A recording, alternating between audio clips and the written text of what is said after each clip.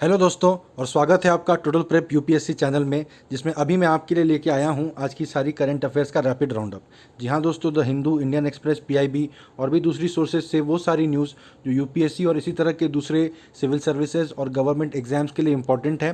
साथ ही साथ स्टैटिक का वो पोर्शन जो इन न्यूज़ या करंट अफेयर्स में आ जाने की वजह से अब रिलीवेंट हो गया है, उस सब पर एक सरसरी निगाह डालते हुए हम लोग बहुत ही कम समय में आज के सारे करंट अफेयर्स से अप टू डेट हो जाएंगे। ठीक है, तो आज आप देख सकते हैं कि हमारे फ्रंट पेज पर जो राजनाथ सिंह जो हमारे डिफेंस मिनिस्टर हैं, उनका एक कोट यहाँ पर दिया गया है, the birds have landed safely. ठीक है, आप समझ सकते हैं इस इमेज के साथ देखने के बाद कि ये किन चिड़ियों की बात कर रहे हैं जिनका सेफली कल अंबाला में लैंडिंग हो गया।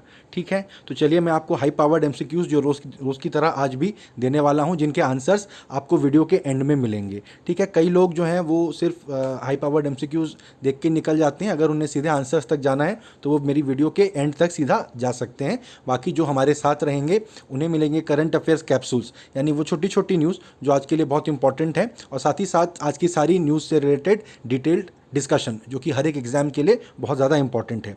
ठीक है, आज हम एसेंशियली बात करेंगे गवर्नमेंट की न्यू एजुकेशन पॉलिसी पर, जिसका कि हम सबके ऊपर बहुत ज़्यादा इम्पैक्ट होने वाला है। अपने आप में एक बहुत रेडिकल चेंजेस प्रॉमिस करती है ये पॉलिसी।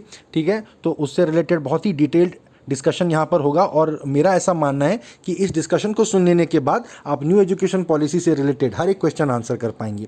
ठीक है, उसके बाद छोटी छोटी और सारी न्यूज़ है अबाउट एंटीबायोटिक अब्यूज़, और एक आर्टिकल है अबाउट शशि थरूर्स क्लेम कि पार्लियामेंट्री सिस्टम ऑफ गवर्नमेंट हमारे देश में अब फेल होता जा रहा है, क्योंकि एमएलएज वगैरह दूसरी पार्टियों की तरफ पैसे लेके चले जाते हैं, तो हमें प्रेसिडेंशियल फॉर्म ऑफ गवर्नमेंट की तरफ जाना चाहिए। ठीक है, उस पर एक अच्छा डिस्कशन है। प्लस हमारे पुराने जो रिजर्व बैंक के डिप्टी गवर्नर थे विरल आचार्य, उनका अक्सर लोग नाम वायरल आचार्य पढ़ते हैं पर उनका नाम विरल आचार्य है, उन्होंने कहा है कि हमारी इकोनॉमी जापानीफिकेशन की तरफ बढ़ रही है। तो ये जापानीफिकेशन क्या है ये भी हम आने वाली वीडियो में देखेंगे। ठीक है, तो चलिए पहले चलते हैं हम लोग हाई पावर्ड एमसीक्यूज़ की तरफ। ये देख लीजिए, पहला क्वेश्चन है, a state assembly session can be called by who? A chief minister, B governor when CM has lost the confidence of the house, C both A and B, और D the president. ठीक है, दूसरा question है, black rain recently in news is A acid rain, B torrential rain that causes death and destruction in the savanna, C rains that fell over Hiroshima after the atom bomb explosion in 1945, या D rains that fell over Bhopal after the tragedy in 1984, the gas tragedy in 1984। ठीक है, तीसरा question देखते हैं, an Indian sports entity that recently featured in the NASDAQ billboard is A Churchill Brothers, B Chennai Super Kings, C Indian cricket team, और D Mohun Bagan. ठीक है, चौथा question है, Natesa is a leading group of hotels, B spring festival in a north eastern state, C the new chief secretary of Tamil Nadu, और D a sculpture of Shiva recently in news. ठीक है, पांचवा question है, aerial seeding is being tried in A Haryana, B Rajasthan, C Punjab, और D Meghalaya. उसके बाद six question है, anti defection law has been included in the constitutions, A 7th schedule, B 9th schedule, C 10th schedule, और D 12th schedule. ठीक है, answer जैसा कि मैंने बताया लास्ट स्लाइड में है। देखिए, आज चलते हैं आज के करंट अफेयर्स कैप्सूल पे। ठीक है, फाइनली राजस्थान में असेंबली सेशन 14 अगस्त को बुलाया जाएगा, इसको लेकर बात हो रही थी, अब डिसीजन हो चुका है। ठीक है, देखिए इसके बारे में सेटल्ड लॉ क्या कहता है कि असेंबली का सेशन कौन बुला सकता है, क्योंकि पूरा विवाद ही यही था कि राजस्थान के सीएम अशोक गहलोत जी असेंबली का सेशन बुलाना चाहते थे, ताकि किसी के मन में डाउट न रहे कि उनकी सरकार के पास पूरा पूरा बहुमत है। जबकि सचिन पायलट जी जो हैं, उनका कहना था कि नहीं, अधिकतर विधायक उनके साथ हैं और इस सरकार के पास पूरा बहुमत नहीं है। तो इस विवाद को खत्म करने का एक ही रास्ता है कि असेंबली का सेशन बुलाया जाए, उसमें एक नो कॉन्फिडेंस मोशन मूव किया जाए और अशोक गहलोत जी से कहा जाए कि वो अपना बहुमत साबित करें। लेकिन राज्यपाल वहाँ के जो हैं कलराज मिश्र जी, वो नहीं चाह रहे थे कि असेंबली का सेशन बुलाया जाए। ठीक है, उसको लेके टसल हो रही थी। उनका इंडियन एक्सप्रेस में आज इंटरव्यू भी आया है कि ये तो ब्लेटेंटली अनकॉन्स्टिट्यूशनल बात है, अगर सीएम चाहते हैं सेशन बुलाना तो आप क्यों मना कर रहे हैं। तो उनका कहना था कि इतने शॉर्ट नोटिस में क्यों मानसून का सेशन अर्ली बुलाया जा रहा है, ये सरकार ठीक से एक्सप्लेन नहीं कर पा रही थी, इसलिए उन्होंने दो तीन बार चिट्ठियों को वापस भेजा। इसके बारे में देखिए, सेटल्ड लॉ क्या कहता है कि असेंबली का सेशन चीफ मिनिस्टर ही बुला सकता है। ठीक है, और गवर्नर उसी सूरत में असेंबली का सेशन बुलाने पे अपना कॉल ले सकता है जब सीएम के पास बहुमत ना हो। अगर ऐसी परिस्थिति लग रही है, अगर मान लीजिए कि जिस पार्टी की सरकार है उस पार्टी के अधिकतर विधायक राज्यपाल के पास आके कह दें, अधिकतर नहीं, मान लीजिए कुछ भी विधायक अगर आके कह दें कि अब हम इस सरकार से अपना समर्थन वापस ले रहे हैं, तो राज्यपाल जो कहेंगे सीएम को कि वो सेशन बुला के अपना बहुमत वहाँ पर साबित करें। क्योंकि सीएम तो उस सूरत में चाहेंगे कि असेंबली न बुलाई जाए, उन्हें अपना बहुमत न साबित करने कहा जाए, क्योंकि उनके पास तो बहुमत है नहीं। लेकिन इस तरह तो एक अल्पमत की सरकार राज्य पे शासन करती रहेगी, जो असंवैधानिक होगा, उसे अलाउ नहीं किया जा सकता है। इसलिए कानून इस विषय में ये कहता है। ये आपके पहले हाई पावर एमसीक्यू से का आंसर आपको यहाँ पर मिल गया। ठीक है, दूसरी देखिए कैप्सूल में न्यूज़ है कि पीएम मोदी जो हैं वो राम टेम्पल और significance of Ram in other countries, इन दोनों बातों पर पोस्टल स्टैंप जारी करेंगे 5 अगस्त को। जब राम मंदिर का शिलान्यास किया जाएगा अयोध्या में, तब ऐसे 2 पोस्टल स्टैंप वो जारी करेंगे। ठीक है, मेरी पहली वीडियोस में भी मैं ये बात उठा चुका हूँ। मुझे नहीं लगता आप में से अधिकतर लोगों ने कभी किसी पोस्टल स्टैंप का इस्तेमाल किया है। ठीक है, पोस्टल स्टैंप, क्या पता आप में से कुछ लोग इतने भी छोटे हों, उन्हें हो सकता है कि गूगल करके देखना पड़े पोस्टल स्टैंप एग्जैक्टली होता क्या है। जिन्हें नहीं पता है वो इसके ऊपर गूगल करके देख सकते हैं। पोस्टल स्टैंप्स अपने आप में बड़ी मज़ेदार चीज़ें होती हैं, उनका अपना अलग इतिहास है, उनकी अपनी अलग एक दुनिया है। ठीक है, पोस्टल स्टैंप्स को कलेक्ट करने की जो हॉबी है, शायद आप में से कई लोगों को ये भी ना पता हो कि इस तरह की हॉबी होती है। कई लोग अलग अलग तरह के, विचित्र तरह के या इंटरेस्टिंग जितने भी पोस्टल स्टैम्प्स होते हैं उनको कलेक्ट करते हैं, स्टैम्प कलेक्शन रखते हैं। उसको फिलाटेली कहा जाता है, PHILATELY, फिलाटेली। ये सवाल भी किसी एग्जाम में आपसे पूछा जा सकता है। ठीक है, और कॉइन कलेक्शन को न्यूमिस्मेटिक्स कहा जाता है। न्यूमिस्मेटिक्स, आप what is coin collection called करके आप कर लीजिए गूगल, इसकी स्पेलिंग बहुत यूनिक सी है, न्यूमिस्मेटिक्स कहा जाता है इसको। ठीक है, ये भी किसी एग्जाम में आपसे पूछा जा सकता है। बाकी अगर आपके पास थोड़ा समय है, अगर आप अभी राइट नाउ कॉलेज में हैं, तो आप इस तरह से अपना क्रिएटिव तरीके से समय को एम्प्लॉय करने के लिए कॉइन कलेक्शन, स्टैम्प कलेक्शन, ये सारी चीज़ें कर सकते हैं। ठीक है, आइए थर्ड पॉइंट हम देखते हैं, ब्लैक रेन, जिसके बारे में एमसीक्यू में हमने बात की थी। ब्लैक रेन क्या है? तो जापान में जब हिरोशिमा पे एटॉमिक बॉम्ब गिराया गया था, हिरोशिमा और नागासाकी पे 6 अगस्त और 9 अगस्त 1945 को एटॉमिक बॉम्ब्स गिराए गए थे। ठीक है, तो उसमें जो विक्टिम थे, मैक्सिमम लोग तो ऑन द स्पॉट मर गए, 1-1 लाख लोग दोनों शहरों में मारे गए। जो बच गए उनके ऊपर रेडिएशन की विभीषिका की मार पड़ी। ठीक है, रेडिएशन से जुड़ी हुई बीमारियों से वो जूझ रहे थे। फिर एक और फिनोमेनन है कि जिनके ऊपर उस ब्लास्ट के रेडिएशन का असर नहीं हुआ, शहर के शायद जो बहुत बाहर में रहते हों, उनके ऊपर भी एक ब्लैक रेन गिरी। ठीक है, एटॉमिक ब्लास्ट जब हुआ तो उससे एक मशरूम क्लाउड सा उठा। अगर आप लोगों ने एटॉमिक बॉम्ब के बाद कैसे धुआं उठता है, गुबार उठता है, ये नहीं देखा है तो यूट्यूब में आप करके देखिए, बहुत सारे न्यूक्लियर टेस्ट और एक्चुअल एटॉमिक बॉम्ब एक्सप्लोजन के वहाँ पर वीडियोस पड़े हुए हैं। उसको मशरूम क्लाउड कहा जाता है। जैसे मशरूम होता है, कुकुरमुत्ता कहते हैं जिसको हिंदी में, उसके शेप में पूरा क्लाउड उठता है। उसके बाद काली बारिश हुई थी हिरोशिमा शहर में, जिसमें कि रेडिएशन था। तो उसके विक्टिम्स में जापान के कोर्ट में अपील दायर की थी कि हम भी उस रेडिएशन के भुक्तभोगी हैं, हमें भी इस तरह की बीमारियां हो रही हैं, सरकार जो भी फैसिलिटीज़ देती है हमें भी देना चाहिए। तो वहाँ की कोर्ट ने फैसला दिया है कि ज़रूर उनको भी अब ब्लास्ट के रेडिएशन की जो विक्टिम्स हैं उनके बराबर इन ब्लैक रेन की रेडिएशन के जो विक्टिम्स हैं उनको भी ये सुविधाएँ मिलनी चाहिए। ठीक है, अगला पॉइंट देखिए, रीस शॉनफेल्ड, ये CNN के फाउंडर थे, उनका देहांत हो गया है, निधन हो गया है। किसी एग्जाम में आपसे पूछा जा सकता है। मारुति उद्योग लिमिटेड ने पहली बार क्वार्टरली लॉस रिपोर्ट किया है। सन 2003 में उनका शेयर मार्केट में लिस्ट हुआ था। ठीक है, मार्केट में शेयर के लिस्ट होने का क्या मतलब है? अगर आपको नहीं पता है, आपको पता होना चाहिए, किसी भी सीरियस यूपीएससी एस्पिरेंट को ये बात मालूम होनी चाहिए। नहीं पता है तो आप तुरंत एक क्विक गूगल सर्च करके देख सकते हैं, what does it mean for a company stock to be listed in a share market. ठीक है, 2003 में मारुति ने अपना शेयर लिस्ट किया था और उसके बाद पहली बार उनको लॉस हुए हैं। एक तो मारुति कितनी स्ट्रॉन्ग कंपनी है ये आपको पता चलता है। दूसरा, करंट जो इकोनॉमिक सिनारियो है हमारे देश का वो कितना ख़राब है, कितनी स्ट्रॉन्ग कंपनी को भी पहली बार लॉस फेस करना पड़ रहा है, ये भी आपको पता चलता है। ठीक है, NTPC जो है 1000 करोड़ रेस कर रहा है via bonds through private placements. ठीक है, बॉन्ड क्या होता है? बॉन्ड एक कंपनी इस तरह का आपको प्रॉमिस करती है कि आप मेरे को पैसा इन्वेस्ट करो, मैं आपको इतना % रिटर्न इस पे दूंगा, 7%, 8%, जितना भी कंपनी प्रॉमिस कर रही है। ठीक है, कंपनी जितनी सेफ होती है, जितनी सिक्योर होती है, लोगों का जितना ज़्यादा भरोसा होता है उस कंपनी के ऊपर, उतना कंपनी को कम इंटरेस्ट ऑफर करना पड़ता है बॉन्ड में।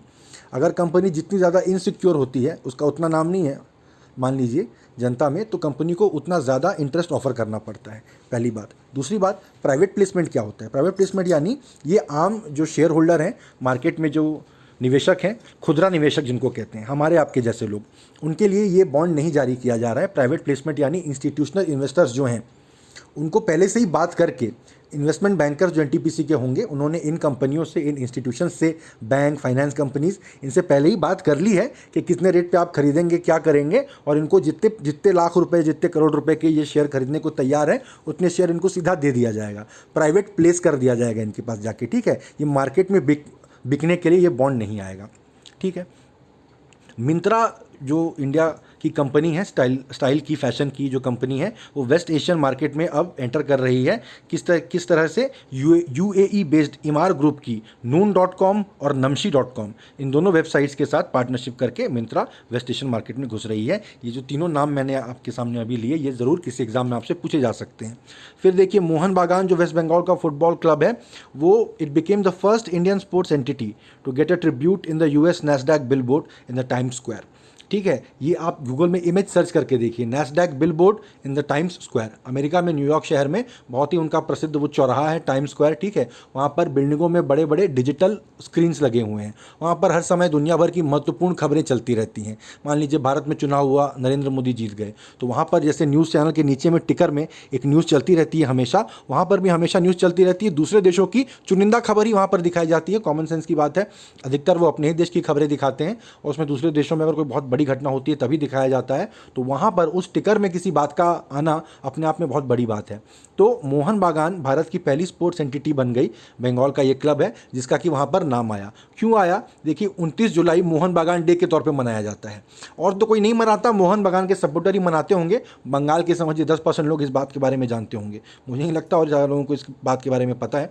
क्यों मनाते हैं? 1911 में कभी ईस्ट यॉर्कशायर फुटबॉल क्लब को उन्होंने हराया था किसी चैंपियनशिप में।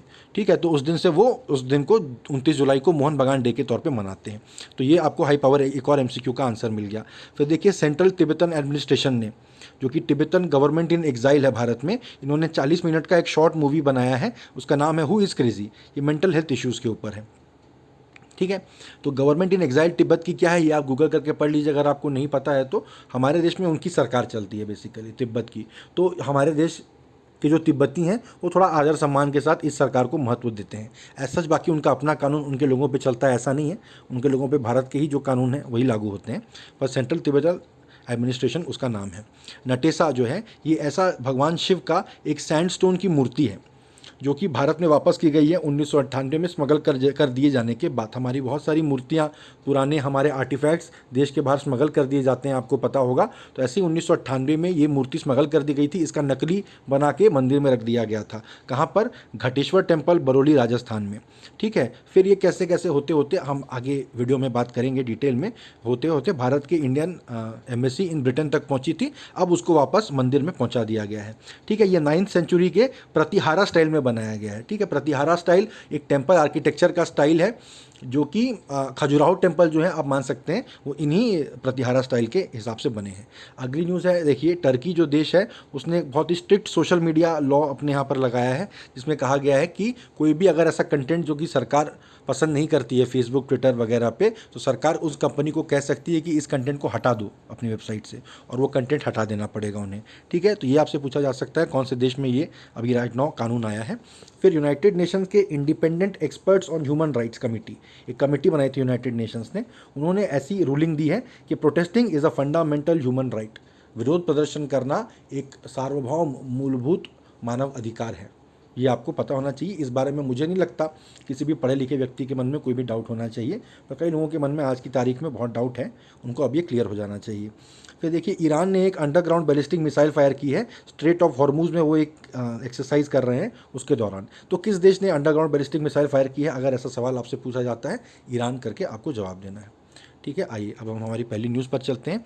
तो इंडिया जो है, India has gotten its first major fighters in 20 years. Rafale jets touch down in Ambala में राफेल जेट्स टच डाउन कर गए हैं और 20 साल में पहली बार भारत को मेजर फाइटर्स मिले हैं। ठीक है, इंडियन एक्सप्रेस में आज इसके रिलेटेड बहुत डिटेल में आर्टिकल दिया है। देखिए जो पैराज मैंने हाईलाइट किए हैं, ये अपने आप में एक गेम चेंजर है। लेकिन इंडियन एयरफोर्स में जो शॉर्टफॉल है, जो हमारे पास फाइटर प्लेन्स की कमी है, उसको पूरा ये नहीं भर पाएगा। ठीक है, जो इंडियन एयरफोर्स में प्लेन्स की कमी, ये इंडियन एयरफोर्स के सामने सबसे बड़ा चैलेंज है।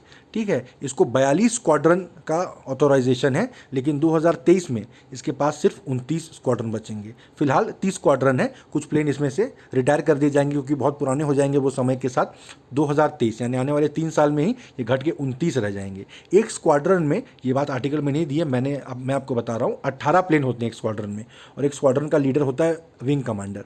ठीक है, तो आप उसी हिसाब से मल्टीप्लाई करके देख लीजिए कितना प्लेन होना चाहिए और कितना प्लेन हमारे पास कम है। तो अभी तो 5 राफेल आए हैं, है ना। तो 5 राफेल तो एक स्क्वाड्रन का 1/3 भी नहीं है। It's not even 1/3 of a squadron. तो इसलिए हालांकि राफेल बहुत दुनिया के सबसे ज़्यादा ताकतवर प्लेन्स में से एक है, लेकिन ये इंडियन एयरफोर्स की जो सबसे बड़ी समस्या है उसका समाधान नहीं है। ठीक है, जो 29 स्क्वाड्रन 2023 में रह जाएंगे उसमें 2 राफेल के स्क्वाड्रन रहेंगे, क्योंकि 36 राफेल हमारी खरीदने की बात हुई है फ्रांस के साथ, तो 18-18 करके 2 स्क्वाड्रन वो हो जाएगा। एक एडिशनल मिग 29 का स्क्वाड्रन होगा और एक additional squadron of indigenous light combat aircraft LCA तेजस। ठीक है, तेजस के बारे में हम बात कर चुके हैं हमारी पुरानी वीडियोस में। तेजस का इस साल पहली बार नया स्क्वाड्रन भारत में एयरफोर्स में इंक्लूड किया गया है। हिंदुस्तान एरोनॉटिक्स लिमिटेड एक और कंपनी DRDO की एक और कंपनी के साथ मिलके इन्होंने इंडिजिनसली इस प्लेन को बनाया है। इसकी डिटेल आप बिल्कुल पढ़ के रखिए। तेजस के ऊपर MCQs की भी एक वीडियो मैं डालूंगा बहुत जल्द। ठीक है, तो उस पर भी आप उसको भी यूज़ कर सकते हैं, तब तक आप उसके ऊपर खुद भी पढ़ के रख सकते हैं। देखिए, आने वाले समय में 2023 में पाकिस्तान के पास 27 फाइटर स्क्वाड्रन हो जाएंगे। पाकिस्तान कितना छोटा देश है देखिए भारत की तुलना में, फिर भी लगभग भारत जितने ही स्क्वाड्रन मेंटेन करके चल रहा है। और चीन के पास तो बोलने की ज़रूरत नहीं है कि उस समय तक कम से कम 42 स्क्वाड्रन रहेंगे। ठीक है, तो भारत के पास जो 42 स्क्वाड्रन हम रखने की बात करते हैं तो हम सोचते हैं कम से कम चाइना जितना बराबर हमारा रहे, जबकि हमारी स्ट्रेटजी है कि हम अगर 2 फ्रंट पे हमें साथ युद्ध फाइट करना पड़े, the 2 front war, Pakistan China मिल के हमला कर दे, ये हमारी पॉलिसी के लिए सबसे बड़ा नाइटमेयर यही है। तो हम कैसे डील करेंगे? इसके लिए हमें कम से कम 42 स्क्वाड्रन तो मेंटेन करने पड़ेंगे, ये हमारे पास बहुत कम है। अभी भारत में स्कीम चल रही है कि 114 फॉरेन फाइटर जेट भी हम अक्वायर भारत में बनाने वाले हैं मेक इन इंडिया स्कीम के तहत, अलॉन्ग विथ जो हमारे तेजस फाइटर्स भी जुड़ेंगे उनके साथ में। ठीक है, देखिए IAF चाहता है कि 45 फाइटर स्क्वाड्रन रहे हमारे पास। ठीक है, चाइना के पास 42 है, पाकिस्तान के पास 27 है, हमारे पास लेकिन 45 होना चाहिए, क्योंकि हमें 2 फ्रंट चैलेंज को फेस करना है। आखिरी बार 2002 में हमारे पास 42 स्क्वाड्रन थे, तब से कंटिन्यूस कम होते चले गए हैं। ठीक है, आने वाले समय में 5 स्क्वाड्रन पुराने रशियन मिग एयरक्राफ्ट के डीकमीशन कर दिए जाएंगे, उनको फौज से रिटायर कर दिया जाएगा और IAF 4 एडिशनल स्क्वाड्रन ऐड कर देगा। तो देखिए, एयरफोर्स 4 स्क्वाड्रन ऐड करेगा तब भी 1 स्क्वाड्रन कम हो जाएगा हमारे पास, क्योंकि हमारे 5 स्क्वाड्रन रिटायर कर रहे हैं। तो आप समझ रहे हैं कितनी बड़ी समस्या है। तो उसके बाद और भी कुछ डिटेल दी हुई है, देखिए LCA MK-IAs और LCA MK-2, ऐसा हिंदुस्तान एरोनॉटिक्स लिमिटेड से हम 83 और 100 इन दोनों को खरीदने वाले हैं। ठीक है, लेकिन HAL से भी बराबर सप्लाईज टाइम पे नहीं मिल पाती हैं। पब्लिक सेक्टर कंपनी है, सरकारी हिसाब से चल रहा है ये काम भी, ऐसा लग रहा है। तो इंडियन एयरफोर्स को ये चीज़ें बिल्कुल पसंद नहीं है। सोचिए, हमारी फाइटर प्लेन्स हैं, उसके लिए अगर पुर्जे वगैरह समय पर न मिलें तो कितनी ख़राब बात है और कितनी खतरनाक बात है। तो ये नहीं होना चाहिए, इसलिए इंडियन एयरफोर्स ने रिक्वेस्ट फॉर प्रपोजल RFP जिसको कहते हैं, वो दसॉल्ट एविएशन, साब AB, एयरबस डिफेंस वगैरह वगैरह कंपनियों के साथ इन्होंने इशू किया है। बेसिकली बात कर रहे हैं कि आने वाले 12 सालों में कुछ और प्लेन ये खरीदेंगे 114 मल्टी रोल फाइटर्स के लिए। तो 12 साल तो अभी बहुत दूर की बात है, चीन से हमारे सीमा पे राइट नाउ टेंशन चल रहा है। ठीक है, सरकार ने डिसाइड किया कि 21 मिग 29 एयरक्राफ्ट खरीदेंगे रशिया से राइट नाउ में, तो तुरंत आ जाएगा वो, एक एडिशनल स्क्वाड्रन आ जाएगा। फिर 12 सुखोई 300 MKI वगैरह जो है वो एक्सीडेंट में हमारे चले गए थे, तो अब वो हिंदुस्तान एरोनॉटिक्स लिमिटेड रशिया के साथ कुछ गारंटी वारंटी टाइप का एग्रीमेंट है, तो उन लोग वहाँ से उसको वापस सप्लाई करेंगे। ठीक है, रशिया जो कनेक्शन है इसमें भी IAF का पहले रशिया के साथ अनुभव ठीक नहीं रहा है। जॉइंटली दोनों मिलके एक प्लेन बनाने की बात कर रहे थे, पर उसमें भी पैसे कौन कितने देगा, टेक्नोलॉजी के ऊपर किसकी मालकियत होगी, इस तरह की बातें करके विड्रॉ हो गया था रशिया के साथ हमारा। ठीक है, फ्रांस पहले ही 10 राफेल जेट भारत को दे चुका है, जिसमें से 5 आए हैं, 5 और आ जाएंगे, और 2021 के अंत तक सारे के सारे 36 राफेल भारत में पहुंच जाएंगे। ठीक है, तो राफेल से संबंधित ये सारी बातें थी। राफेल से जुड़ा एक ना एक सवाल हम इस साल के UPSC प्री में एक्सपेक्ट कर सकते हैं। देखिए, एरियल सीडिंग की जा रही है अरावली जो पहाड़ है उसमें ग्रीन कवर बढ़ाने के लिए। एरियल सीडिंग क्या है? राइट साइड में जो बॉक्स है उसमें दिया हुआ है। देखिए, एरियल सीडिंग कुछ नहीं है, ड्रोन से, प्लेन से या हेलीकॉप्टर से बीज को मिट्टी की बॉल के अंदर डाल के अगर हम फेंक दें, ठीक है, पहाड़ी के ऊपर में, तो क्या है वो अपने आप पहाड़ी की ज़मीन पे जम जाएगा, उसको मिट्टी के अंदर घुसने की ज़रूरत नहीं, क्योंकि ऑलरेडी मिट्टी के अंदर डाल के ही हमने उसे फेंका है। जब बारिश वगैरह होगी वहाँ पे जड़ जमा के पेड़ उग जाएगा। ठीक है, हम ऐसा काम क्यों कर रहे हैं? देखिए, हम खेती करने की कोशिश नहीं कर रहे हैं यहाँ पर, यहाँ हम एफॉरेस्टेशन करने की यानी जंगल लगाने की कोशिश कर रहे हैं। अब पहाड़ी की ढलान पर कैसे जा के एक एक बीज बोया जाए, है ना, खेती वगैरह करके हल से ज़मीन को जोत के, उतना संभव नहीं है, बहुत ज़्यादा उसमें कॉस्टली वो एफर्ट हो जाएगा। तो इसलिए ये बहुत अच्छा तरीका निकाला गया है, अरावली पहाड़ों पे ऐसा किया जाएगा, और ये हरियाणा में किया जा रहा है। इसके लिए जो ड्रोन्स हैं वो IIT कानपुर का एक स्टार्टअप है, उन्होंने किया है। ठीक है, तो बस इतनी सी बात है, बहुत लंबा चौड़ा आर्टिकल है, अगर आपको पढ़ने की इच्छा आप पढ़ के रख सकते हैं, क्योंकि कह रहे हैं कि देखिए लो वेजिटेशन डेंसिटी है अरावली और शिवालिक हिल्स में। तो ये जो मेथड ऑफ प्लांटेशन है, इससे 100 एकड़ लैंड में हमने पायलट फेज़ में ही सीड वगैरह बिछा दिए हैं, उससे जंगल उग जाएगा। इस तरह की बातें हैं। इससे और भी क्या बात हो रही है, जो लोकल कम्युनिटी हैं स्पेशली विमेन, उनको वो सीड बॉल बनाने के काम में इंक्लूड किया जा सकता है, तो वो भी थोड़ा पैसा कमा लेंगे। फिर इसमें देखिए जो स्पीशीज़ हैं, अकेशिया सेनेगल यानी खैरी जो कि पान के लिए यूज़ होता है, जिजिफस मॉरिटिनिया बेरी, और होलारिया एसपीपी, ये पता नहीं क्या नाम है इसका, इंद्रेजो, ये भी कोई पौधा है। और इनका देखिए ऐसे पौधे हैं जो कि अरावली पहाड़ी पे इंडिजिनस है, वहाँ मिलते हैं। आप वहाँ गुलाब और कमल बिछाने जाएंगे तो वो नहीं उग पाएंगे। कम पानी के एनवायरनमेंट में पहाड़ी जगहों पर जो पौधे वहाँ पहले से उग रहे हैं, वहाँ पर उगते हैं, उन्हीं को अगर आप वहाँ पर ड्रॉप करेंगे तो वो जड़ें जमा कर जंगल बन सकता है वहाँ पे। ठीक है। सीडिंग ड्रोन जो है वो एक बार में 2 kg सीड लेके जा सकता है। इसके पास एक प्रिसाइज डिलीवरी मैकेनिज्म है जो कि अलग अलग सीड की साइज़ के हिसाब से अलग अलग इंटरवल पे 25 से 50 मीटर पे ड्रॉप करते रहता है। एक ड्रोन दिन के 20 से 30 हज़ार सीड गिरा सकता है। Phase one of the plantation in Faridabad में हो रहा है। एक 5 हेक्टेयर का एरिया है डिस्ट्रिक्ट के बड़खल एरिया में, जहाँ पर कि ये टारगेट किया जाएगा। यहाँ पर ड्रोन्स 5000 सीड्स पर हेक्टेयर यहाँ पर करेंगे, और 50% के आसपास रहता है कि कितनी सीड्स उगेंगी वहाँ पर, है ना। आप 100 सीड डालेंगे तो 50 सीड उगेगी लगभग। तो इसलिए इतना ज़्यादा सीड वहाँ पर इसलिए डाला जा रहा है कि कम से कम अगर 20% भी सर्वाइवल रेट हो तो भी हमारे पास 1000 ट्रीज़ होंगे। ठीक है, चलिए इतना दिमाग लगा के तो ये काम हो रहा है। 1000 ट्रीज़ भी अरावली के एक एरिया में उगेंगे तो ये अपने आप में आप सोच के देखिए बहुत बड़ी बात है। ठीक है। अगली अब हम आज की मेन न्यूज़ पर आते हैं। देखिए 2019 की नेशनल एजुकेशन पॉलिसी है, इसका विजन स्टेटमेंट आपके सामने है। ठीक है। तो हर जो भी कोई पॉलिसी होती है, कोई भी कंपनी होती है, कोई भी इनिशिएटिव होता है, उसका विजन, उसका मिशन, ये आपको ज़रूर देख लेना चाहिए। इससे आपको बहुत क्लैरिटी मिल जाती है। विजन और मिशन स्टेटमेंट्स क्या होते हैं ये अगर आपको नहीं पता है तो आप ज़रूर से गूगल करके इनके ऊपर एक शॉर्ट नोट प्रिपेयर करके रखिए। इनकी आप बहुत काम आएंगे आपको। भले एग्जाम में कोई आपसे ना पूछे कि विजन स्टेटमेंट क्या होता है, लेकिन किसी भी चीज़ को समझने में उस चीज़ का जो विजन स्टेटमेंट है ये आपकी बहुत हेल्प करेगा। देखिए जो नई एजुकेशन पॉलिसी है ये बताती है कि एक इंडिया सेंटर्ड एजुकेशन सिस्टम बनाना है। तो ये पहली लाइन से ही आप समझ गए हैं कि इसमें किस तरह की विचारधारा प्रीडोमिनेंट रहेगी। इंडिया सेंटर्ड रहेगी, यानी विदेशों को देख के, विदेश के हिसाब से हम अपनी एजुकेशन सिस्टम नहीं चलाएंगे। हम भारतीय हिसाब से, भारत की नीड्स के हिसाब से अपनी एजुकेशन सिस्टम को बनाएंगे। ठीक है। दैट कॉन्ट्रीब्यूट्स डायरेक्टली कंट्रीब्यूशन करेगा इन ट्रांसफॉर्मिंग आवर नेशन, हमारे देश को बदल के रख दे सस्टेनेबली। ऐसे ना बदले कि क्रांति हो जाए, ऐसे बदले कि आराम से हो। Into an equitable and vibrant knowledge society. देखिए नॉलेज सोसाइटी बने हमारी, यानी हम आईटी टेक्नोलॉजी इस तरह की चीज़ों को बढ़ावा देंगे। ठीक है। इक्विटेबल यानी सबको बराबर सीखने का मौका मिलेगा, और वाइब्रेंट यानी नई नई रिसर्च। ठीक है। नए नए रिसर्च को हम यहाँ पर प्रोत्साहित करेंगे। ठीक है। By providing high quality education to all. High quality education, education की क्वालिटी पर ध्यान दिया जाएगा और सबको एजुकेशन मिले, इस चीज़ पर ध्यान दिया जाएगा। विजन स्टेटमेंट से हमको पूरी क्लैरिटी मिल चुकी है कि आने वाले डॉक्यूमेंट में हम क्या पढ़ने वाले हैं। ठीक है। आइए हम अब पॉलिसी के अंदर चलते हैं। टाइम्स ऑफ इंडिया में एक छोटा सा कटआउट यहाँ पर दिया है। देखिए 10+2 जो है वो 5+3+3+4 हो गया है। ठीक है। तो ये बेसिकली KG1 KG2 नर्सरी और 1 2 3 ये ऐसे करके ये 5 हो गया। फिर आपके 4 5 6 क्लास जो है वो +3 में आ गए, +3 फिर 4 साल की ग्रेजुएशन कोर्स होगी इसमें। ठीक है। तो इस तरह से एक बहुत ही यूनिक एक मॉडल यहाँ पर क्रिएट किया जा रहा है। मल्टी स्ट्रीम फ्लेक्सिबिलिटी होगी, आप अलग अलग स्ट्रीम में सब्जेक्ट चुन सकते हैं। कॉमर्स वाले एक फिजिक्स भी ले लिए, इस तरह का होगा। And all subjects to be offered at 2 levels of proficiency. हर सब्जेक्ट जो है वो आपको एक बेसिक लेवल और एक ऑनर्स लेवल पे ऑफर किया जाएगा। बोर्ड एग्जाम जो है वो सिर्फ कोर कॉम्पिटेंसी को टेस्ट करेंगे, उसमें ऑब्जेक्टिव सब्जेक्टिव इस टाइप का कुछ होगा, और साल में 2 बार हुआ करेंगे हर साल। ठीक है। आपको एक बार अच्छे नंबर नहीं आए, आप अगले बार फिर से अटेम्प्ट कर सकते हैं उसको। फिर 3 लैंग्वेज पॉलिसी कंटिन्यू की जाएगी, लेकिन प्राइमरी एजुकेशन जो होगा वो या तो बच्चे की मदर टंग में होगा, उसकी होम लैंग्वेज में होगा जो भाषा उसके घर में बोली जा रही है, या रीजनल लैंग्वेज में होगा जो उस रीजन की लैंग्वेज है। ठीक है। फिर साल में 10 दिन बैगलेस डे होंगे, यानी उस दिन बच्चे बुरी बस्ता लेके के स्कूल नहीं जाएंगे, कुछ अपना इंटर्नशिप टाइप का करेंगे।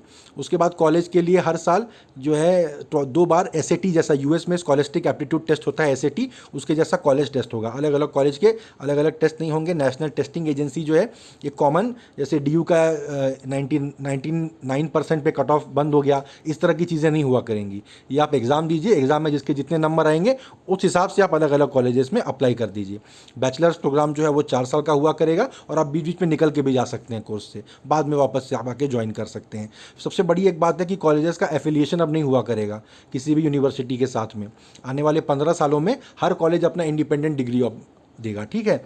फिर प्राइवेट इंस्टीट्यूशंस में वो कितनी फ़ीस चार्ज कर सकते हैं, इस पर सरकार एक कैप लगा देगी कि इसके ज़्यादा आप नहीं कर सकते हैं। फिर ग्लोकल अप्रोच लिया जाएगा, यानी ग्लोबल इंस्टीट्यूशंस को लोकली इनवाइट किया जाएगा और लोकल इंस्टीट्यूशंस को ग्लोबली जाने के लिए प्रोत्साहित किया जाएगा, ठीक है।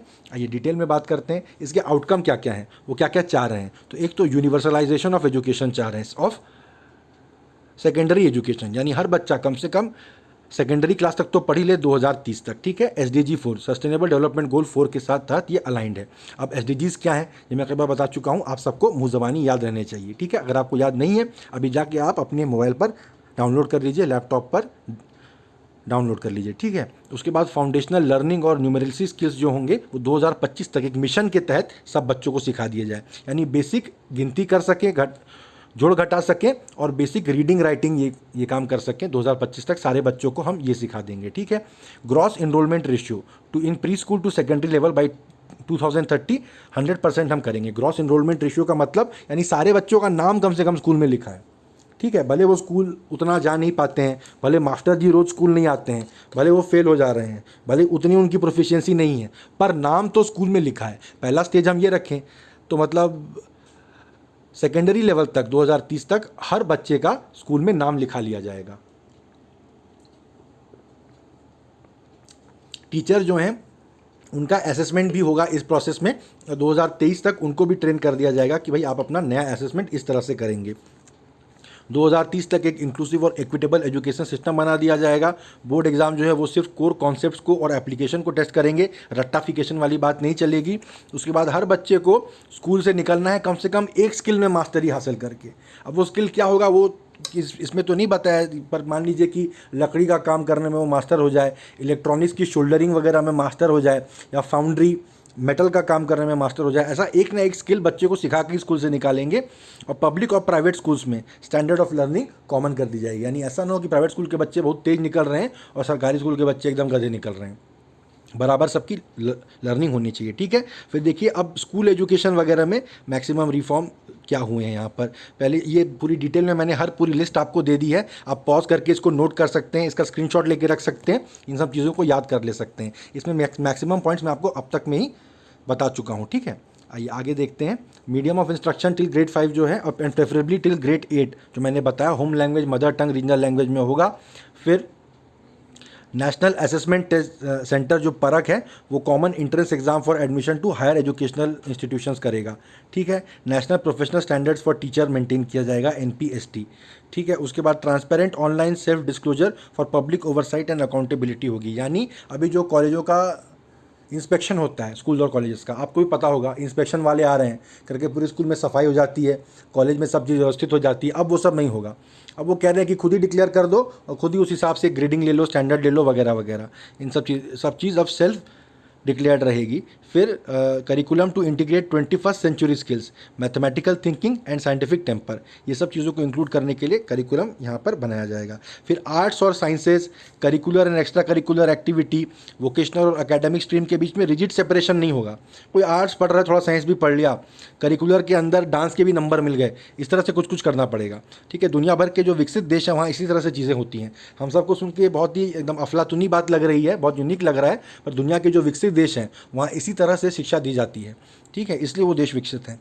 जेंडर इंक्लूजन फंड प्रोवाइड किया जाएगा। उसके बाद करिकुलम को कम करके सिर्फ कोर कॉन्सेप्ट तक रखा जाएगा, यानी बच्चों पे बहुत सारा सामान लाद नहीं दिया जाए, कम चीज़ें पढ़ाई जाए पर अच्छे से पढ़ाई जाए, ठीक है। क्लास 6 ऑनवर्ड्स उनको वोकेशनल इंटीग्रेशन प्रोवाइड किया जाएगा, यानी कोई धंधे वाला काम वो सीख सकें जिससे लाइफ में कुछ पैसा कमा सके, जॉब करा सके, ठीक है। मल्टीपल एंट्री एग्जिट होगी। देखिए हायर एजुकेशन में मेजर रिफॉर्म क्या क्या है। हायर एजुकेशन में 2035 तक 50% ग्रॉस इनरोलमेंट रेशियो हमको करना है। 2035 तक में 50% बच्चों का नाम किसी ना किसी कॉलेज में लिखा दिया होना चाहिए, ठीक है। उसमें अंडर ग्रेजुएट प्रोग्राम 3 या 4 साल का होगा। 4 साल का डिग्री वो करेंगे जो आगे रिसर्च करना चाहते हैं, जो सीधे जॉब में घुस जाना चाहते हैं वो 3 साल का कोर्स करके डिग्री लेके निकल सकते हैं। PG प्रोग्राम वैसे ही 1 या 2 साल का आपके इच्छा के हिसाब से होगा। एमफिल अब नहीं हुआ करेंगे, पहले पीएचडी के पहले 2 साल का एमफिल करते थे कई लोग, वो अब नहीं हुआ करेंगे। क्रेडिट ट्रांसफ़र होगा, एकेडमिक बैंक को क्रेडिट्स होगा, बहुत सारी चीज़ें हैं, ये सब दुनिया भर के देशों में हुआ करती हैं, हमारे देश में पहली बार अब इंट्रोड्यूस की जा रही है। ठीक है, हमारे देश में एजुकेशन पॉलिसी जो करेंटली आप सब पढ़ रहे हैं 1986 में अडॉप्ट की गई थी। आप में से कोई भी अगर एनसीईआरटी टेक्स्ट बुक के पहले जो प्रीफेस दिया रहता है उसको पढ़ने की हैबिट में है तो उसको पता होना चाहिए। मैंने भी जितनी पढ़ाई की है, मैं तो पैदा ही 87 में हुआ हूँ, ठीक है, जितनी पढ़ाई की है हर किताब की फर्स्ट में जो प्रीफेस रहता था उसमें नेशनल एजुकेशन पॉलिसी 1986 का जिक्र होता ही होता था। बाद में जब हम स्कूल के एकदम फाइनल ईयर तक पहुंच गए तब एक नया नेशनल एजुकेशन फ्रेमवर्क 2000 का या 1998 या ईयर 2000 ऐसा कभी का था, उसके भी जिक्र होने लगता था। पर देखिए as such an education policy 1986 के बाद 34 साल बाद पहली बार हमारे देश में आ रही है। ठीक है, हम चाहते हैं कि एक ऐसा एजुकेशन सिस्टम जो देश की ट्रांसफॉर्मेशन में डायरेक्टली कंट्रीब्यूट करे। यानी हम अगर चाहते हैं कि हमारा देश दुनिया में बहुत आगे बढ़े और हमारी एजुकेशन सिस्टम बस रट्टाफिकेशन से रट लो और एग्ज़ाम में जाके जैसे तैसे याद करके लिख दो वैसा चलेगा, तो ऐसा तो नहीं हो सकता। ठीक है, इंडिया को एक ग्लोबल नॉलेज हब बनाना है, हर चीज़ में टेक्नोलॉजी का इस्तेमाल किया जाएगा। देखिए टीचिंग लर्निंग असेसमेंट में, एडमिनिस्ट्रेशन मैनेजमेंट में, दिव्यांग फ्रेंडली एजुकेशन वगैरह में, वर्चुअल लैब में, सब यहाँ पर लिखा हुआ है। आप इसको पढ़ के एक जनरल आइडिया ले सकते हैं। ये चीज़ें जो ये टेक्नोलॉजी कहाँ कहाँ यूज़ होगी ये मैं नहीं समझता आपसे किसी एग्ज़ाम में पूछा जाएगा। ठीक है, आइए, तो ये पॉइंट्स थे सारे, ये आप बिल्कुल याद करके इसको स्क्रीनशॉट लेके नोट करके तो रख ही लीजिए। ठीक है, आप देखेंगे आने वाले समय में और भी चैनल्स और भी कोचिंग इंस्टीट्यूशंस इसकी समरी वीडियो वगैरह निकालेंगे, आप बिल्कुल उन सबको भी देखिए पढ़िए। पर मैं नहीं समझता कि जो पॉइंट्स मैंने आपको बताया और यहाँ पर दिए हैं उनके बाहर का कोई भी पॉइंट आपको देखने को मिलेगा। ठीक है, और इतना तो गारंटी मान के चलिए कि प्री में 1 से ज़्यादा भी सवाल इस पर आ सकते हैं। ये बहुत ही मेजर एक घटना है, नई एजुकेशन पॉलिसी का आना, इस पर बहुत सारे सवाल आप एक्सपेक्ट कर सकते हैं प्री में, और मेंस में तो गारंटी के साथ आएंगे। ठीक है, इसके सारे एस्पेक्ट्स पे आने वाले समय में जितनी चर्चा होगी, जितनी डिस्कशन होगी, उस पर आप अपने आप को अपडेट करते रहिए, क्योंकि आपसे इंटरव्यू में भी इस पर किसी चीज़ पर आपका पॉइंट ऑफ व्यू पूछा जा सकता है कि ऐसा होगा तो आप क्या कहेंगे। खैर जब वो स्टेज आएगी तो उससे रिलेटेड भी मैं वीडियोज़ बनाऊँगा, तब आपको उससे भी हेल्प मिल जाएगी।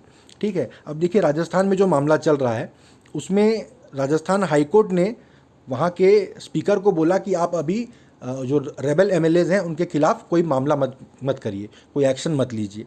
ठीक है, तो अपने उनके इस ऑर्डर के खिलाफ स्पीकर जो है वो सुप्रीम कोर्ट चले गए हैं। वो कह रहे हैं कि हाई कोर्ट कौन होता है असेंबली के स्पीकर को कोई भी निर्देश देने वाला, इस मामले में खास करके। ठीक है, तो ये जो आर्टिकल मैंने यहाँ पे लगाया है कटआउट, उसमें आप देखिए दूसरा जो पॉइंट है, बुलेट पॉइंट, कि स्पीकर ने एमएलएज को नोटिस दिया था 14 जुलाई को।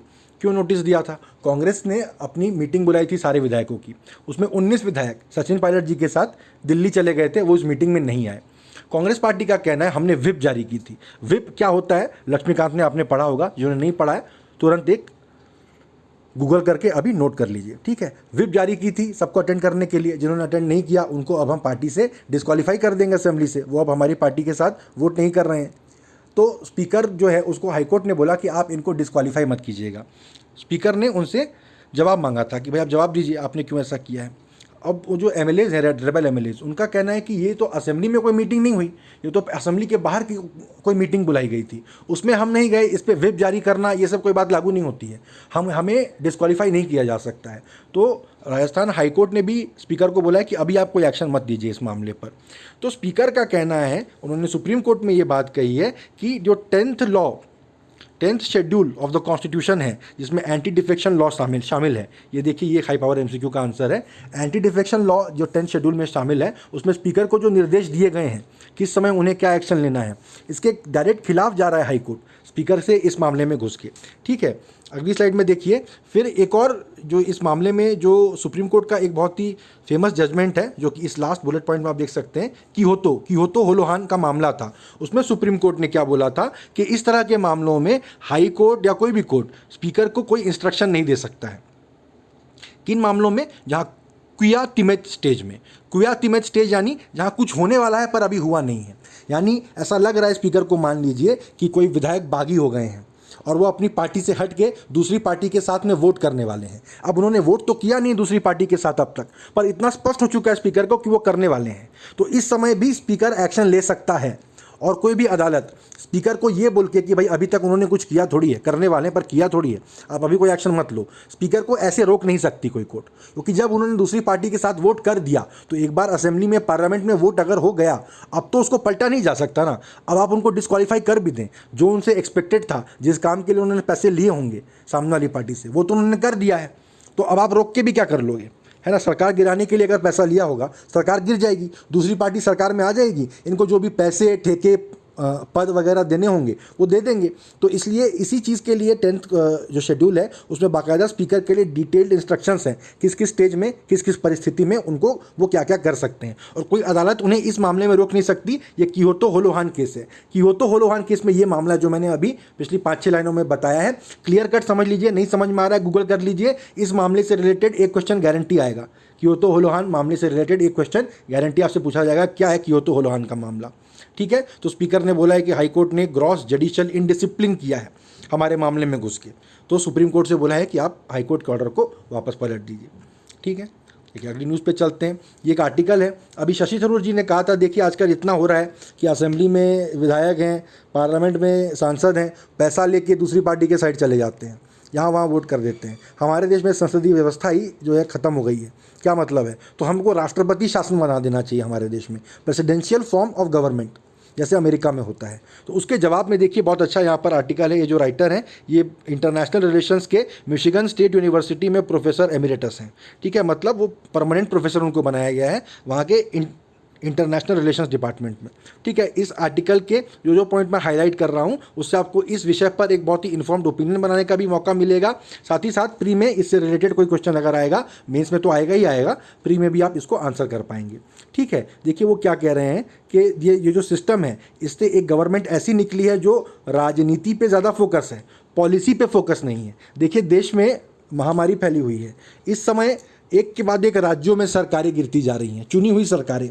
मध्य प्रदेश में गिरा दी गई कमलनाथ जी की सरकार, राजस्थान में गिरने वाली है अशोक गहलोत जी की सरकार। तो ये इस समय सरकार जो है वो पॉलिसी पे फोकस नहीं कर रही कैसे हम सरकार देश का शासन चलाएं, वो फोकस कर रही कैसे हम अपनी राजनीति चमकाएं, ठीक है। तो इसके लिए ये कह रहे हैं कि ये जो लेखक हैं, जो प्रोफेसर साहब हैं, उनका कहना है कि मैं नहीं समझता कि ये पार्लियामेंट्री सिस्टम की वजह से है, ठीक है। वो कई तर्क दे रहे हैं। पहला तर्क ये है कि ये लैक ऑफ आइडियोलॉजिकल कमिटमेंट की वजह से है, ठीक है। हमारे देश की राजनीतिक दलों की एक हिंदुत्ववादी कुछ एक छोटे से वर्ग को छोड़ दिया जाए तो किसी भी वर्ग की कोई ऐसी राजनीतिक आइडियोलॉजी नहीं है, कोई विचारधारा नहीं है। किसी की विचारधारा हो, मान लीजिए कोई अगर कम्युनिस्ट है, वामपंथी है, तो वो पूंजीपतियों के साथ जाके वोट नहीं करेगा, ऐसा कुछ है। कोई अगर बहुत ही एंटी कम्युनिस्ट है तो वो कम्युनिस्ट पार्टियों के साथ जाके वोट नहीं करेगा। अगर किसी की कोई विचारधारा ही नहीं है, वो बस चुनाव जीत के पहुंच गया है, तो वो तो जिसके साथ जाएगा चाहे उसके साथ जा सकता है, वो बस जो ज़्यादा पैसा दे दे उसके लिए बैठा है यहाँ पर,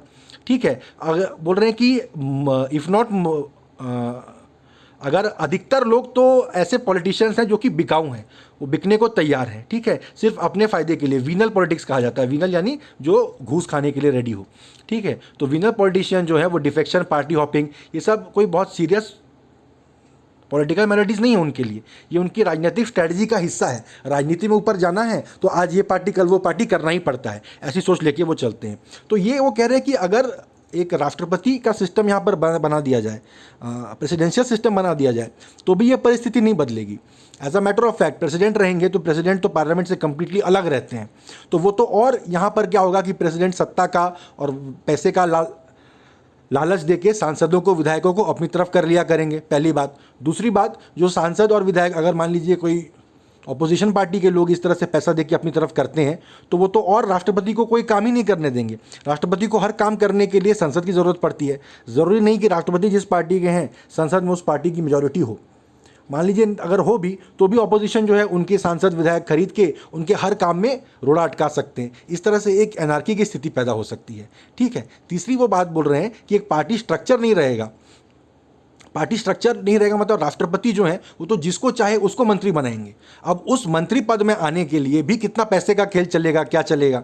ठीक है, चौथी बात वो कह रहे हैं कि हमारे देश में वोटर ही कास्ट, कम्युनिटी, धर्म ये सब देख के वोट देते हैं। ठीक है, तो मंत्रालय भी उसी को देख के बांटे जाते हैं कि जिस हिसाब से किन किन जातियों का क्या क्या राज्य में गणित है उतने उतने लोगों को मंत्री बना दो। इतने बनिए, इतने ठाकुर, इतने कुर्मी, उतने भूमिहार, इतने अनुसूचित जनजाति के लोग, इतने महादलित, इस तरह से एक दो मुस्लिम, इस तरह से बांटी जाती है। तो राष्ट्रपति भी अपनी कैबिनेट में मंत्रालय ऐसे ही बांटेंगे। ऐसा नहीं है कि वो फिर कोई बहुत सब्जेक्ट मैटर एक्सपर्ट को लेके किसी साइंटिस्ट को साइंस का मिनिस्टर बना दिए, ऐसा नहीं करेंगे, क्योंकि हमारे देश का वोटर ही ये सब देख के वोट देता है। राष्ट्रपति को भी इसी हिसाब से वोट देगा तो राष्ट्रपति भी उसी हिसाब से मंत्रालय बांटेगा। ठीक है, क्या बोल रहे हैं कि अल्टीमेटली ये तीसरे कॉलम में जो आखिरी पैरा से मैंने हाईलाइट किया है, देखिए प्रॉब्लम पार्लियामेंट की नहीं है, हमारे देश के राजनीतिक कल्चर की है, पॉलिटिकल कल्चर की है। ठीक है, क्यों? क्योंकि वोटर भी कम्युनल कास्ट और इसी तरह के कंसिडरेशन के हिसाब से वोट देते हैं। ठीक है, देखिए कोरोना के समय में हमारे देश के हेल्थ सिस्टम की कलई खुल गई एक तरह से, है ना, असलियत बाहर आ गई। इससे पता चलता है कि इतने सालों से हमारे देश में वोटर हेल्थ के ही मुद्दे पर वोट नहीं दे रहा था। वो नहीं दे रहा था इस पार्टी को वोट जो सबसे ज़्यादा अस्पताल बना रही है या जो सबसे ज़्यादा लोगों के हेल्थ का ध्यान रख रही है। वो सिर्फ ऐसे ही जाति धर्म के नाम पे वोट दे रहे थे। अब पब्लिक इस तरह की रहेगी जब, तब आप पार्लियामेंट्री सिस्टम ऑफ गवर्नेंस रखें या प्रेसिडेंशियल सिस्टम ऑफ गवर्नेंस रखें, बात घूम फिर के वहीं पर आ जाएगी। क्यों? क्योंकि देखिए ये बहुत ही फेमस कोट है, people get the government they deserve. जैसे हम हैं हमारे नेता वैसे ही होंगे और जैसे हम हैं हमें वैसी ही सरकार मिलेगी। ठीक है, misplaced indeed highly distorted public priorities and the ingrained venality of the political class. Highly distorted public priorities यानी जनता की जो जिन चीज़ों को जनता महत्व देती है वो चीज़ें ही अपने आप में हिली हुई हैं। आप सरकार चुनते हैं तो आपको सरकारी व्यवस्था को ध्यान में रखकर वोट देना चाहिए, पर आप धर्म जाति को देख के वोट देते हैं, पहली बात। दूसरा, हमारे राजनीतिक जो वर्ग है, पॉलिटिकल क्लास में इंग्रेन्ड विनैलिटी है, यानी ये जो घूसखोरी है और करप्टिबिलिटी है, जो भ्रष्टपना है, वो हमारे राजनीतिक क्लास का एक एसेंशियल नेचर है। ऐसा नहीं है कि 10 राजनेताओं में 1-2 भ्रष्ट हो जाते हैं, बिना भ्रष्ट हुए आप राजनीति कर नहीं सकते, अधिकतर लोगों का ऐसा ही मानना है। तो ये जो है ये रूट कॉज है हमारे देश में जो भी प्रॉब्लम हो रही है। कोई प्रेसिडेंशियल सिस्टम और पार्लियामेंट्री सिस्टम वाला ये तो मामला ही नहीं है। ठीक है, तो ये जो डिस्कशन मैंने आपको बताया, इसमें जो जो आर्गूमेंट सामने वाले साहब ने दिए ये आप नोट करके रखिए, मेंस के लिए आपके एग्जाम में बहुत काम आएंगे। फिर देखिए एंटीबायोटिक अब्यूज़, ये बहुत ही इंपॉर्टेंट मुद्दा है, इस पर बहुत बढ़िया कीवर्ड्स निकल के आ रहे हैं। ठीक है, जहाँ भी कीवर्ड्स आपको दिखें तो आप समझ जाइए कि ये एग्जाम में पूछे जा सकते हैं। एक बढ़िया कीवर्ड है AMR यानी एंटी माइक्रोबियल रेजिस्टेंस। इसी से रिलेटेड ये आज के स्टेट्समैन का एडिटोरियल है। स्टेट्समैन बाय द वे एक बहुत ही अच्छा न्यूज़पेपर है, मैक्सिमम लोग द हिंदू और इंडियन एक्सप्रेस पढ़ते हैं। जो स्टेट्समैन पढ़ेंगे उन्हें भी पॉलिसी इश्यूज़ के ऊपर यानी मेंस के लिए, मेंस और इंटरव्यू के लिए, साथ ही साथ इंटरनेशनल अफेयर्स से रिलेटेड बहुत बढ़िया न्यूज़ पढ़ने को मिलेगी। अगर आपके पास समय है या प्री के बाद आप उस न्यूज़पेपर पर भी फोकस कर सकते हैं। देखिए कितना बढ़िया उन्होंने अपना एडिट बनाया है इसके ऊपर। एंटी माइक्रोबियल जो रेजिस्टेंस है उसको WHO एक ग्लोबल हेल्थ इमरजेंसी मानता है, यानी जैसे कोरोना है वैसे ही दुनिया भर में एंटीबायोटिक का जो रेजिस्टेंस बढ़ते जा रहा है लोगों के अंदर, वो उतनी बड़ी एक महामारी की शक्ल इख्तियार कर रहा है। ठीक है, ऑलरेडी एंटीबायोटिक रेजिस्टेंस से दुनिया में हर साल 7 लाख लोगों की मौत होती है। ठीक है, 230,000 यानी 2,30,000 लोग तो multi drug resistant TB MDR TB से मरते हैं, और 2050 तक अगर ऐसा ही चलता रहा इससे करीब 1 करोड़ लोगों की सालाना मौत हुआ करेगी। ठीक है, ग्लोबल कंजम्पशन ऑफ एंटीबायोटिक्स जो है वो 2000 से 2015 के बीच में 40% बढ़ गया है। सबसे ज़्यादा इसकी जो कंजम्पशन बढ़ी है वो लो एंड मिडिल इनकम कंट्रीज़ में बढ़ी है, LMICs में। ठीक है, भारत भी इसी में आता है। WHO का फिर एक और मैं आपको बता रहा हूँ जो MCQ के लिए इंपॉर्टेंट है पॉइंट, WHO ने सारे एंटीबायोटिक्स को 3 क्लासेस में क्लासीफाई किया है, एक्सेस, वॉच, रिजर्व। एक्सेस यानी बढ़िया लोगों को एक्सेस करने दो इसको, ये इस दवाई का रेजिस्टेंस ज़्यादा बिल्ड नहीं होगा पब्लिक में। ठीक है, उसके बाद थोड़ा ज़्यादा इंपॉर्टेंट कैटेगरी आता है वॉच, यानी ध्यान से भाई देख के दो, इसको ज़्यादा लोग यूज़ करेंगे तो पब्लिक में बहुत जल्दी इसका रेजिस्टेंस बिल्ड हो सकता है। रेजिस्टेंस बिल्ड होना समझ चलना कि वो दवाई फिर काम नहीं करेगी आपके ऊपर, आप बीमार पड़ेंगे, दवाई खाएंगे पर दवाई काम नहीं करेगी।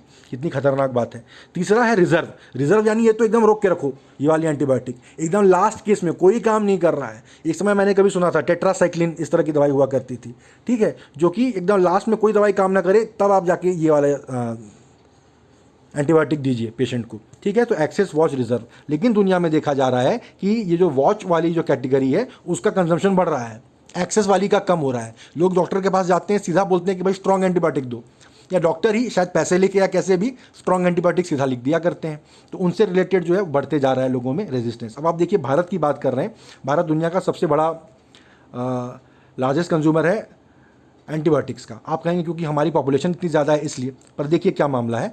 हम 6.3 billion daily defined doses of antibiotic खाए 2015 में, ठीक है, और चाइना ने उसी साल में 3.8 बिलियन खाया। चाइना हमसे लगभग आधे एंटीबायोटिक खा रहा है, जबकि उनकी जनसंख्या हमसे ज़्यादा है और उनके यहाँ तो पोल्यूशन भी हमसे ज़्यादा है। तो समझ जाइए कि क्या यहाँ पे प्रॉब्लम है, ठीक है। इंडिया में जो है कंजम्पशन जो बढ़ा है वो वॉच एंटीबायोटिक्स का बढ़ा है, एक्सेस एंटीबायोटिक्स का कंजम्पशन तो कम हो गया है। तो आप समझ रहे हैं कि जो बहुत आसानी से मिलने की बात है जिस दवाई की, वो तो पब्लिक खा ही नहीं रही है, पब्लिक वॉच वाली एंटीबायोटिक्स को खा रही है, ठीक है। उसके बाद access to life saving drugs including access antibiotics is a major concern for countries like India, ठीक है। और सबसे बड़ा, लेकिन एक बड़ा प्रॉब्लम यहाँ पर यह है एंटीबायोटिक स्टीवर्डशिप का, यानी जो हम एंटीबायोटिक चाहते हैं कि लोग खाएं, हम कैसे लोगों को इस तरह से गाइड करें कि वो वही एंटीबायोटिक्स खाया करें। या तो डॉक्टर्स पे प्रेशर बनाना पड़ेगा, या फार्मा सेलर्स पे प्रेशर बनाना पड़ेगा, या पेशेंट देमसेल्व्स, पेशेंट्स को तो आप कैसे एजुकेट करेंगे। मैक्सिमम लोग तो इस देश में इतने पढ़े लिखे नहीं हैं कि कौन सी एंटीबायोटिक खानी चाहिए नहीं खानी चाहिए वो समझ सकें, ठीक है। इंडिया में जिसमें ऑलरेडी देखिए मल्टीपल ड्रग रेजिस्टेंट टीबी जो है उसके केसेस बहुत ज़्यादा हैं, उसमें हम अफोर्ड नहीं कर सकते कि हमारा एंटीबायोटिक का जो कंजम्पशन है वो इस तरह से बढ़ जाए और हमारे यहाँ और लोग भी रेजिस्टेंट हो जाए। हालांकि अब एक और एमसीक्यू वर्दी पॉइंट आ रहा है, इंडिया ने इसमें सिग्निफिकेंट स्टेप भी लिए हैं, ठीक है। There is a national action plan on anti microbial resistance, जो कि 2017 में इंडिया ने अनाउंस किया था। ये आप गूगल करके पढ़ के रखिए एक्शन प्लान क्या है। और 5 pillars of global action plan में एक 6वां पिलर भी ऐड कर दिया था related to anti microbial resistance, ठीक है। ये भी आपको पढ़ के रखना पड़ेगा कि ये क्या है। केरला जो है वो पहला स्टेट बना जो कि एक AMR एक्शन प्लान लेके आया लास्ट ईयर। तो केरला ये पहला स्टेट है, ये एमसीक्यू से रिलेटेड पॉइंट है, ये आपको याद रखना है, ठीक है। इंडिया ने AMR लैब सर्विलेंस नेटवर्क बनाया है, नेशनल गाइडलाइन दिए हैं ऑन एंटी माइक्रोबियल यूज़। अभी भी कई गैप हैं, जैसे क्लिनिकल एंटीबायोटिक अब्यूज़, यानी डॉक्टर लोग जो लिख देते हैं कि कोई भी एंटीबायोटिक लिख दिया, अब वहाँ कौन देखने जा रहा है कि डॉक्टर क्या लिख रहा है, ठीक है। फिर पोल्ट्री और डेयरी में, इसके ऊपर द हिंदू में आज आर्टिकल आया है कि मुर्गियों को एंटीबायोटिक खिला दे रहे हैं, गायों को एंटीबायोटिक दे रहे हैं, वो भी तो घूम फिर के हमारे शरीर में जा रहा है। उसमें अगर आपने कंट्रोल नहीं रखा तो वो उस तरीके से हमारे बॉडी में जाके एक रेजिस्टेंस बिल्ड कर सकता है। डॉक्टरों को तो आपने रोक दिया, गाय के दूध में आप रोक नहीं पाएंगे तो फिर कोई प्रॉब्लम सॉल्व नहीं होगी उससे, ठीक है। और इम्प्रॉपर फार्मा एफ्लुएंट डिस्पोजल, यानी फार्मा की फैक्ट्री जो है उससे जो निकल रहा है वो पानी में आपने जाने दिया, वो पानी ठीक से ट्रीट हुआ नहीं और लोग पी लिए, उस पानी के ज़रिए हमारे बॉडी में वो एंटीबायोटिक आ गई और हमारा बॉडी उस एंटीबायोटिक से रेजिस्टेंस हो गया, तो भी तो प्रॉब्लम हो सकती है। तो ये सारे पॉइंट्स जो हैं ये भी आपसे पूछे जा सकते हैं, which of the following are true about anti microbial resistance. उसके लिए आपको ये याद रखना है, ठीक है। देखिए जापानिफिकेशन टर्म की बात करते हैं। विरल आचार्य, जिनको कई लोग वायरल आचार्य बोलते होंगे, उन्होंने कहा कि भारत में जापानिफिकेशन होने की संभावना है। जापानिफिकेशन क्या है? 1990 के दशक में जापान में हुआ था कि फ्री फंड में लोन बांटते गए थे उतना, तो उसकी वजह से क्या हो गया कि मैक्सिमम वहाँ का बैंक का एसेट एनपीए में बदल गया, अधिकतर लोन वापस नहीं आ पाया। अब बैंक जो है लोन देने की स्थिति में रहे नहीं, तो पूरे 1990 के दशक में उतनी इकोनॉमिक ग्रोथ हो नहीं पाई जापान में, उसको लॉस्ट डेकेड कहते हैं। पूरे 10 साल वहाँ पर इकोनॉमिक ग्रोथ नहीं हो पाई। क्यों? क्योंकि बैंक लोन देने की स्थिति में नहीं बचे थे, ठीक है। तो वो कह रहे हैं हमारे देश में भी, कल ही जो हमने आरबीआई की रिपोर्ट की बात की थी कि 2021 तक 12.5% बैंकों के एनपीए होने की संभावना है, ठीक है। और अगर स्थिति हमारी इकोनॉमी की खराब हुई थोड़ी सी भी तो वो 14.7% तक भी चली जाएगी, ये हमारी एनपीएस की हालत, जो कि दुनिया के किसी भी मेजर इकोनॉमी में सबसे ज़्यादा खराब हालत होगी लोन्स की हमारे देश में, ठीक है। तो उसके लिए विरल आचार्य जी क्या कह रहे हैं, हमारे देश में जो अभी बैंक्स आरबीआई से कह रहे हैं कि इंसॉल्वेंसी लॉस को कुछ दिन के लिए बंद रखा जाए। अभी कुछ दिन जो है, जो बैंक अगर लोन नहीं चुका पा रहे हैं, अगर कंपनियां बैंकों को लोन नहीं वापस चुका पा रही हैं तो उन पर एक्शन न लिया जाए, उनको नोट न किया जाए वगैरह वगैरह। वो कह रहे हैं कि ऐसा साल भर के लिए भारत में नहीं किया जा सकता, this will be too long. वो कह रहे हैं मैक्सिमम 3 मंथ्स किया जा सकता है। 3 महीने के बाद आप बाकायदा कंपनियों से लोन वापस वसूलना चालू करिए और जो नहीं दे पा रही है कंपनी, तो उसके खिलाफ आप बिल्कुल एक्शन लीजिए, उसको लिक्विडेट करिए, उसके एसेट्स बैंक को वापस करिए, या तो एसेट मैनेजमेंट कंपनी को दीजिए, कोई और कंपनी टेक ओवर करे जो बैंकों को लोन चुका सके। बैंकों के पास पैसा होना चाहिए ताकि वो इकोनॉमिक एक्टिविटी को फंड कर सकें। वो कंपनियां जो वैसे ही धंधा नहीं कर पा रही है, घाटे में लोन नहीं चुका पा रही हैं, उनके पास बैंकों का पैसा अगर फंसा रहा तो बैंक उन कंपनियों को पैसा नहीं दे पाएंगे जो धंधा करके इंप्लॉयमेंट और प्रॉफिट जनरेट करेंगी। तो हम जापानीफिकेशन का शिकार हो जाएंगे। बिल्कुल आपसे एमसीक्यू में पूछा जा सकता है जापानीफिकेशन क्या होता है। इस तरह के कीवर्ड्स जिनमें देख के आप एक बार में समझ नहीं सकते कि इसका मतलब क्या है, यूपीएससी के एकदम फेवरेट है। ठीक है, तो आप बिल्कुल इसको क्लियर हो जाइए जापानीफिकेशन का मतलब क्या है। इस आर्टिकल को ध्यान से आप पढ़ लेंगे तो आप पूरा उस बात को लेकर क्लियर हो जाएंगे। देखिए, नटेसा जो राजस्थान का टेम्पल है जिसके बारे में हमने बात की थी, ये जो शिवजी की मूर्ति है, ये आपको फोटो दिख रही है। ठीक है, ये भारत से 1998 में स्मगल करके बाहर ले जाई गई थी। ठीक है, यूके में किसी तरह से यूके के किसी आदमी के पास पहुंच गई। उन्होंने फिर जब उनको रियलाइज़ हुआ कि ये माल चोरी का है, उन्होंने वहाँ के जो इंडियन हाई कमीशन है लंदन में, उसको दे दिया था। वो अब वापस मंदिर में पहुंच चुकी है। ठीक है, मंदिर जो कहाँ है वो मैंने आपको पहले बता दिया था हमारे सीए कैप्सूल में। ठीक है, इससे रिलेटेड और एक पॉइंट क्या है कि यहाँ पे प्रतिहार स्टाइल का है। ये प्रतिहार स्टाइल क्या होता है, देखिए, गुज्जर प्रतिहार डायनेस्टी है, ये लेट क्लासिकल पीरियड यानी 3rd BC से 13th सेंचुरी करंट एरा तक नॉर्थ इंडिया में इनका राज रहा। अरब लोगों को इंडस वैली के इस साइड आने से रोकने में गुज्जर प्रतिहार जो कम्युनिटी थी, इसका बहुत बड़ा योगदान था। इन्होंने उज्जैन से पहले रूल किया, बाद में कन्नौज से रूल किया। ये अपने स्कल्पचर, कार्व्ड पैनल्स और ओपन पेवेलियन स्टाइल टेम्पल्स में, अगर मंदिर में आप घुसें और मंदिर में खंबे खंबे के पे टिके हुए गलियारे पूरे खुले हुए हैं, बढ़िया हवा आ रही है, इस तरह का जो स्टाइल है, इस तरह का जो स्टाइल है उसको ओपन पेवेलियन स्टाइल बोला जाता है। तो गुज्जर प्रतिहार जो हैं वो इसके लिए जाने जाते हैं। ठीक है, तो उसी को ये प्रतिहार स्टाइल ऑफ टेम्पल्स बोला जा सकता है। खजुराहो के मंदिर जिनके बारे में मुझे पूरी उम्मीद है कि आप लोग सब जानते होंगे, तो वो प्रतिहार स्टाइल में आते हैं। प्लस खजुराहो के जो मंदिर है वो यूनेस्को वर्ल्ड हेरिटेज साइट है, ये भी आपको याद रहना चाहिए। ठीक है, अब हम आ चुके हैं अपने हाई पावर्ड एमसीक्यूज़ के आंसर्स की तरफ। जिन्होंने भी वीडियो को सुना है वो तो इन सारे आंसर्स को जानते ही हैं। जो क्वेश्चंस के बाद सीधे यहाँ आप पहुँचे हैं, चलिए उनका भी स्वागत है। अब आप देख लीजिए आंसर्स यहाँ पर क्या क्या है। ठीक है, स्टेट असेंबली सेशन जो है चीफ मिनिस्टर बुलाता है जनरली, पर गवर्नर भी बुला सकता है अगर सीएम ने confidence of the house lose कर दिया हो तो। ठीक है, ब्लैक रेन कहते हैं, these are the rains that fell over Hiroshima after the atom bomb explosion in 1945। फिर Indian sports entity that recently featured in the NASDAQ billboard is Mohan Bagan. Natesa is a sculpture of Shiva recently in news. Aerial seeding is being tried in Haryana and anti-defection law has been included in the Constitution's 10th schedule. ठीक है, तो thank you guys, ये थी आज की current affairs की coverage. मुझे उम्मीद है कि मेरा अप्रोच आपको पसंद आया होगा। अगर मेरी वीडियोस आपको पसंद आ रही हैं तो प्लीज़ कमेंट सेक्शन में आके अपने आप को इंट्रोड्यूस करिए, बताइए क्या आपको अच्छा लग रहा है, क्या अच्छा नहीं लग रहा है। मेरे चैनल को प्लीज़ सब्सक्राइब करिए, अपने दोस्तों के साथ अपने ग्रुप्स में मेरी वीडियोज़ को शेयर करिए। देखिए, ये आपका हमारा अपना चैनल है, ये किसी बड़ी कोचिंग का 1 लाख सब्सक्राइबर्स वाला चैनल नहीं है। तो यहाँ पर क्या होगा, जैसा आप चाहेंगे वैसा वीडियो आपको मिलेगा, जिस तरह के आपके डाउट्स होंगे उस तरह के डाउट्स क्लियर होंगे। ठीक है, ये हमारी आपकी पर्सनल क्लासरूम है। ठीक है, हम दोनों मिलकर एक साथ ग्रो हो सकते हैं। तो बिल्कुल मेरे वीडियोस को फैलाइए, मेरे चैनल को ग्रो होने में मेरी हेल्प करिए, और आपके ग्रो करने में, आपके एग्जाम को क्लियर करने में मैं अपना पूरा कंट्रीब्यूशन आपको दूंगा। ठीक है, तो चलिए, मुझे उम्मीद है कि मेरी इस रिक्वेस्ट का आप लोग ध्यान रखेंगे और कल हम सब फिर आपसे मिलेंगे। ठीक है, तो थैंक यू गाइज, मिलते हैं कल।